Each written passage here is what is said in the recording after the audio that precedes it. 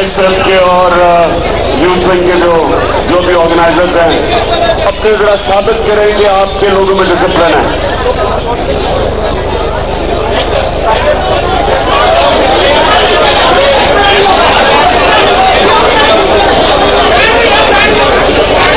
ایسے بینر کو نیچے کرو.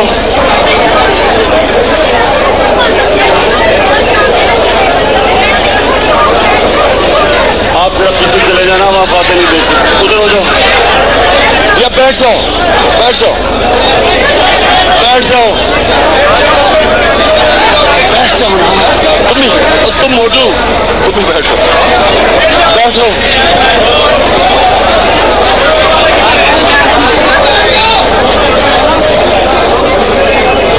میں خاموشی سنیں ذرا آگے سے.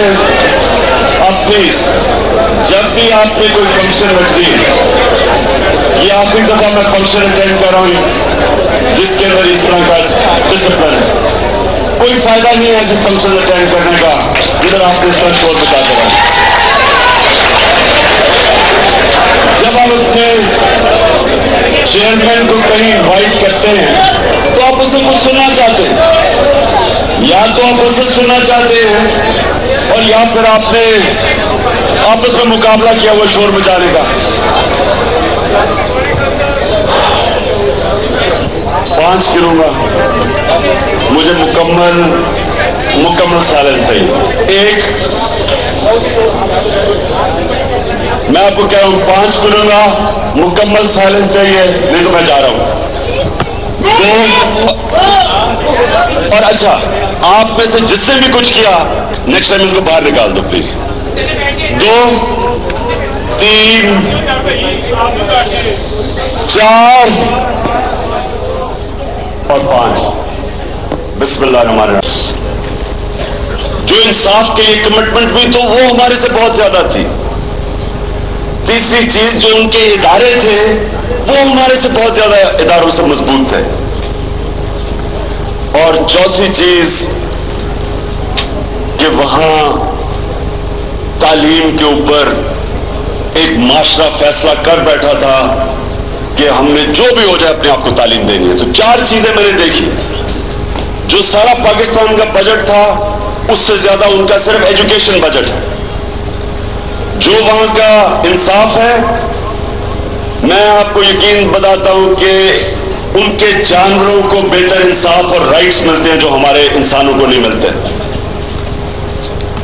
پشاور میں ہم نے پہلی دفعہ پاکستان کی تاریخ میں بڑا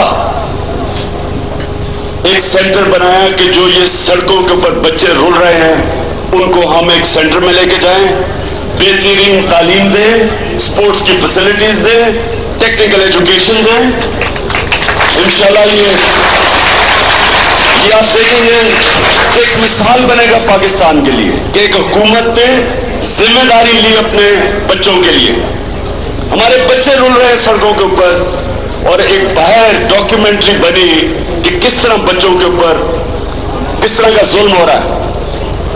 اور میں جب برطانیہ گیا پہلی دفعہ, میں آپ کو یہ سچ بتا رہا ہوں, جو آپ میں سے نہیں گئے آپ کو میں آج بتا رہا ہوں, وہاں جانوروں کے لیے جو سڑکوں پہ جانور ہیں ان کے لیے بہتر انتظام ہے ہمارے انسانوں سے. یعنی اگر کتا بھی وہاں سڑک پہ پھر رہا ہو اس کے لیے اسپیشل جگہ اس کو اٹھاتے ہیں, اس کو لے کے جاتے ہیں, خاص ہومز بنائے ہوئے ہیں کتوں کے لیے. ہمارے انسان بیچارے آپ دیکھیں تو صحیح سڑکوں کے اوپر کیا ہو رہا ہے. ہماری کچی وادیوں میں دیکھیں کس طرح لوگ جانوروں سے بری حالت میں رہ رہے ہیں.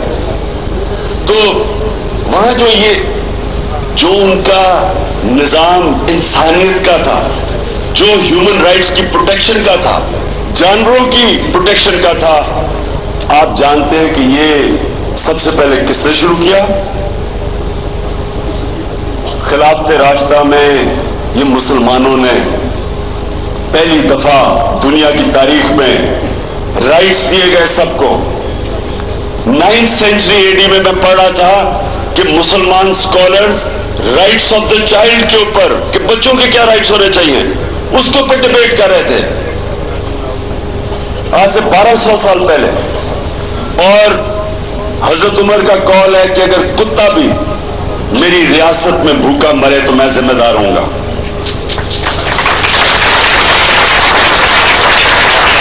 بیواؤں کو، معذوروں کو، یتیموں کو ریاست نے ذمہ داری لی کہ ہم اپنے کمزور طبقے کی مدد کریں گے.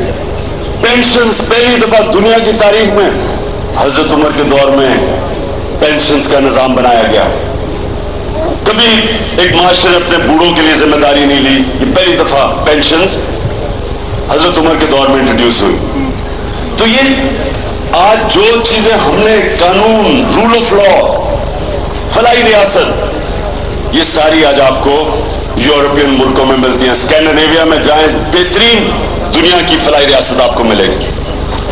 تو ہم پاکستان میں ہم نے کس چیز کے خلاف جنگ لڑنی ہے؟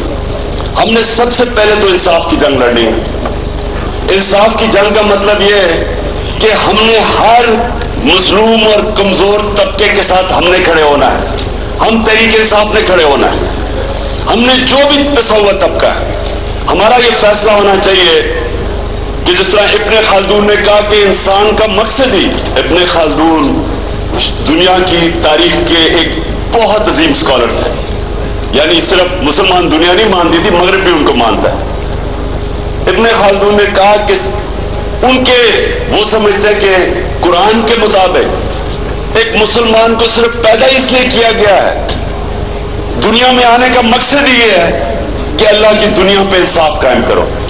یعنی کمٹمنٹ ٹو جسٹس ہمارا مین مقصد ہے.